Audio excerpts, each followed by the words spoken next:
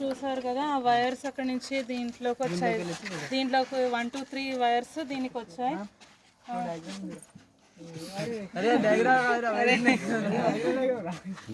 Diagram compulsory ఉంటుంది, circuit diagram compulsory. So కింద నుంచి వచ్చిన రెడ్ వైట్ ఇవి సపరేట్గా మనం ఇంకా తీసుకోలేదు. ఈ రెడ్ వైట్ నుంచి ఇక్కడ L1 N1 అంటే సింగిల్ ఫేజ్ న్యూట్రల్ ఇచ్చారు. నెక్స్ట్ ఇంకొక LN అంటే ఇందాక వాళ్ళు చెప్పారు 3 ఫేజ్ అన్న, నేను మోటార్ ఏమో సింగిల్ ఫేజ్ అన్నాను. ఎందుకు అంటే ఆ మోటార్ కోసం ఒక సింగిల్ ఫేజ్ సరిపోతుంది. దీంట్లో ఇది కంప్రెసర్, ఇక్కడ ఇది మీకు కంప్రెసర్ వంగి చూడండి. దాని వెనకాల కాపర్ ట్యూబ్ ఇంకొకటి ఉన్నది. ఓకే, అంతా కాపర్ ఉంటుంది. ఫ్రిడ్జ్ లో కూడా బ్యాక్ సైడ్ ఉంటుంది చూసిరా, సేమ్ ఇట్లనే ఉంటుంది అందులో కూడా కంప్రెసర్.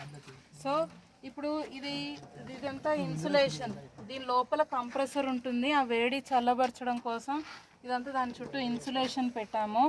ఓకే, ఇదేం చేస్తుంది, బయట వేడి గాలి దీని లోపల నుంచి వెళ్తుంది.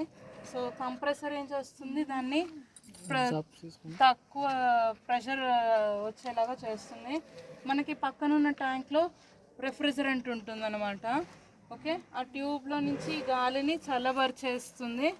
నెక్స్ట్ మళ్ళీ అలానే ఆ గాలి కిందున్న ఫ్యాన్కి ఈ ట్యూబ్ ద్వారా వెళుతుంది అన్నమాట.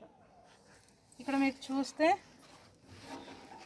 3 ఫేసెస్లో ఒక ఫేస్ రెడ్ వైట్ ఉన్న ఫేస్, ఒక ఫేస్ వైర్ ఏమో ఈ బాక్స్లో అంటే ఇది కంప్రెసర్ యూనిట్ కోసం అనమాట. ఒక LN దానికి వెళ్ళిపోయింది, ఒక LN దీనికి వెళ్ళింది, ఇంకొక LN ఇంకొక మాడ్యూల్కి వెళ్తోంది, ఇంకొక LN ఇంకొక దాని. అంటే 3 ఫేజెస్ని 3 పర్పసెస్ కోసం వాడుతున్నారు. ఒకటేమో మోటార్ కోసం, కింద మోటార్ కోసం, ఒకటేమో ఈ మోటార్ కోసం, ఇంకొకటేమో కంప్రెసర్ కోసం.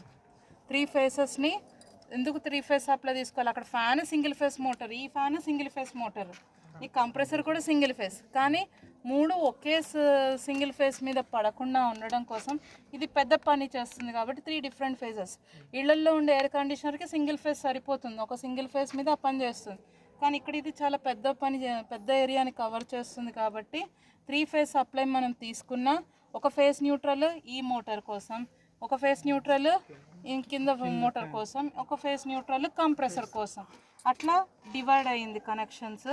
ఇదంతా మళ్ళీ ఈ కంట్రోల్, ఈ అవుట్డోర్ యూనిట్, ఇది మొత్తం సీల్. ఇక్కడ నుంచి ఏం రావు మీకు. ఇక్కడ చూడండి, ఇందాక రెడ్ వైట్ బ్లూ ఇవే కదా అక్కడ వైర్ వెళ్ళాయి. సో దిస్ ఇన్ఫర్మేషన్, దీని నుంచి వచ్చిన ఇన్ఫర్మేషన్ మొత్తం ఈ వైర్కి వెళ్తుంది. ఈ కేబులింగ్ నుంచి కిందున్న దానికి కవర్ వెళ్తుందన్నమాట.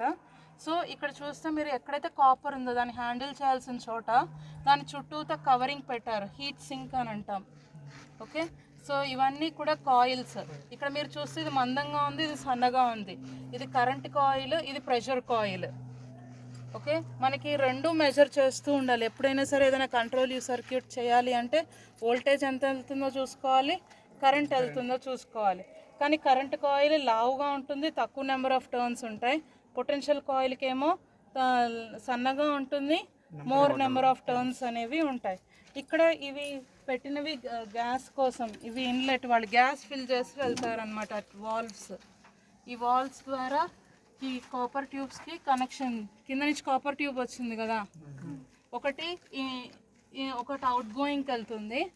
ఓకే, ఇక్కడ ఇంకోటి లోపల నుంచి ఇస్తారేమో, ఒకటేమో చల్లగాలి, ఒకటేమో వేడిగాలికి అన్నమాట. ఇది ఫ్లూయిడ్స్ దానిలో నుంచి వెళ్ళడం కోసం. ఇక్కడ మీరు చూడండి, ఇక్కడ 2 ఇవి కింద కాపర్ రాడ్స్ చూపించారు కదా, అవి ఇవి. సో ఇక్కడ 8 అన్ని పెట్టారు ఇవి. ఇక్కడ వాళ్ళు ఎప్పుడైనా వచ్చి వాళ్ళు వర్కౌట్ చేసి ఇక్కడ డిస్ప్లే కోసం వాల్యూస్, డిఫరెంట్ వాల్యూస్ తెలుసుకుంటాం.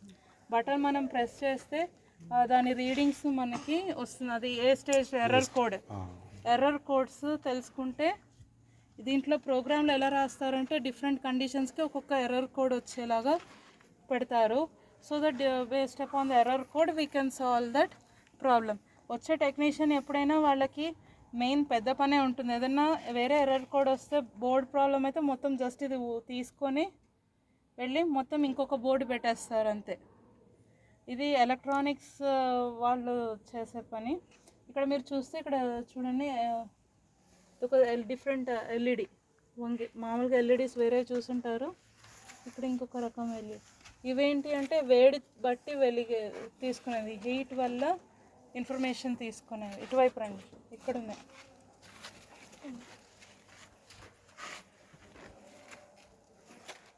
సర్క్యూట్ డయాగ్రామ్ మొత్తం డీటెయిల్గా తెలుసుకుంటే అప్పుడు పార్ట్స్ ఎందుకు వెళ్తున్నాం, సర్క్యూట్ వెళ్తున్నాను. బట్ ఇక్కడ ఇంపార్టెన్స్ ఏంటంటే మీకు ఎలక్ట్రానిక్స్లో మనము చాలా పెద్ద సర్క్యూట్ని ఇంత చిన్న బోర్డులోకి తీసుకొచ్చారు. మనకి ట్రాన్సిస్టర్ 2 ట్రాన్సిస్టర్ అంటే 2 లైన్లు, అది గీయాలన్నా హాఫ్ పేజ్ పడుతుంది. బట్ అది అంతా కూడా ఈ 2 చిన్న డాట్స్లోనే అయిపోయింది. అది 2 ఇవి రెసిస్టరే. ఇది చిన్న చిన్న సిల్వర్ డాట్స్ ఉన్నాయి కదా, those are nothing but resistors. Okay, so ఈ ఒక్క దీంట్లోనే మీకు 4 ట్రాన్సిస్టర్స్ ఉంటాయి. చిన్న దీంట్లోనే 4 ట్రాన్సిస్టర్స్ ఉంటాయి. ఇక్కడ ఎన్ని పిన్స్ ఉన్నాయంటే దానికి బై 2 చేసుకోండి. అన్ని ట్రాన్సిస్టర్స్ వాటిల్లో ఉంటాయన్నమాట. గ్రౌండ్ అన్నిటికీ కామన్. ఎన్ని పిన్ ఉన్న సర్క్యూట్స్ ఉంటే వాటిల్లో అన్ని సర్క్యూట్స్. సో కెపాసిటర్స్ చూడండి, 120 మైక్రోఫారడ్ 450 వోల్ట్స్, 3 ఫేజ్కి డీల్ చేస్తున్నాం కాబట్టి. సో కింద అక్కడ ఏం రాశారు చూడు, remove the cap and use a hex wrench to turn the valve counterclockwise until it stops. So ఎప్పుడైనా సరే డైరెక్ట్గా వాల్వ్ ఓపెన్ చేయొద్దని చెప్తున్నారు. Be sure to stop the valve. First దీనికి వాల్వ్ క్లోజ్ చేశాకే చేయడం అనేది చేయాలి అని. ఇంకా వంగి చూస్తే మీకు కాపర్ ట్యూబ్స్, రెఫ్రిజరెంట్ ఎలా వెళ్తుందో ఇక్కడ వెనకాల ట్యూబ్స్ కనిపిస్తాయి చూడండి. ఇట్రండి వెనక బ్యాక్ సైడ్ ఆ ట్యూబ్స్ ఇటు పక్కకి ఇట్రండి ముందుకి, మీరు లేచి వెనక్కి వెళ్ళండి.